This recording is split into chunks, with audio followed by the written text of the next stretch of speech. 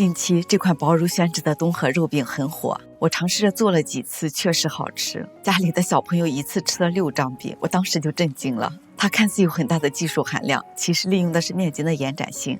我讲一下原理，你也可以大胆的尝试一下。先来做份盐水，这是290克的温水，加入15克的盐，搅拌融化。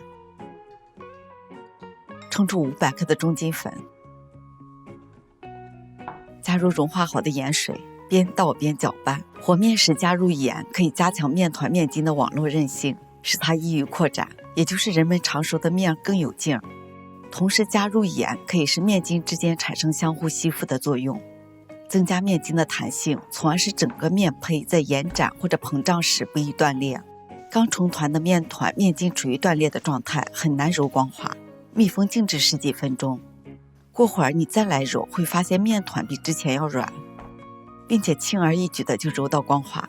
这是因为你给了面筋放松和形成的时间。但是现在的面团表面光滑，内部不是特别均匀。再静置一会儿，分成3份来揉，表面会比之前更加的白而亮。因此一块面团你给它足够的静置时间，它会帮助你省去揉面的力气。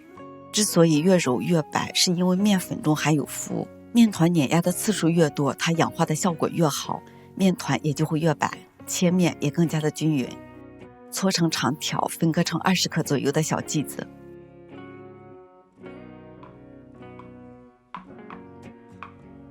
整圆。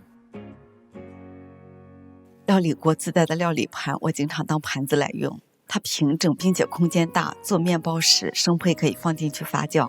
做饼子时，面团用完后，底部剩余的油加热一下，可以炒个菜或者做个汤，不浪费食材。表层再抹一层油，锁住面团的水分，盖住盖子，给面筋足够的松弛时间。你可以在室温下放2小时以上，也可以冰箱隔夜冷藏，第2天早上回温后再来用。传统的东河肉饼馅料没有调味品，只有2种食材，猪肉和小葱，并且肉和葱的比例接近有2比1。我用的是偏瘦的腿肉，喜欢吃肥的你可以用五花肉。不论是现在的绞肉还是后期的切葱，越碎越好，这样扯起来才不易破口。如果你是早上做，提前1晚把面和肉馅准备好，早上面团回温的时间，葱碎和肉馅搅拌一起便可。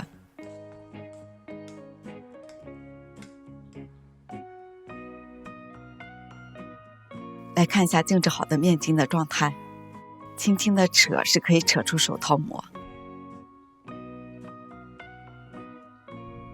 把生胚压成中间厚、边缘薄的小圆饼，2个都按好后，馅料放在中间，把2块面团的边缘捏紧，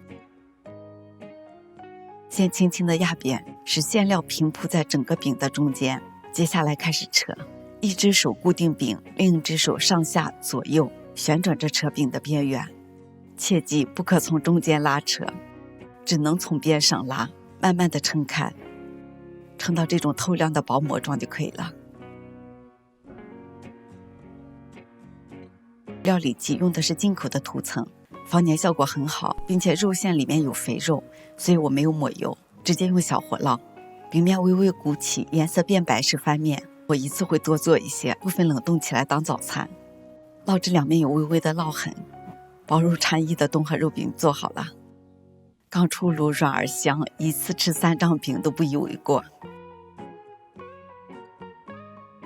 锅底剩余的油不要浪费，加热后放西红柿炒一下，再加上水、鸡蛋、虾皮和配菜，做一份简单的鸡蛋蔬菜汤，这样主食和汤就都有了。也可以早上起来加热一下，再加个鸡蛋，几分钟有肉有蛋还有菜的卷饼就做好了。我是小敏，喜欢我的视频帮我点赞、关注和转发，下期我们再见。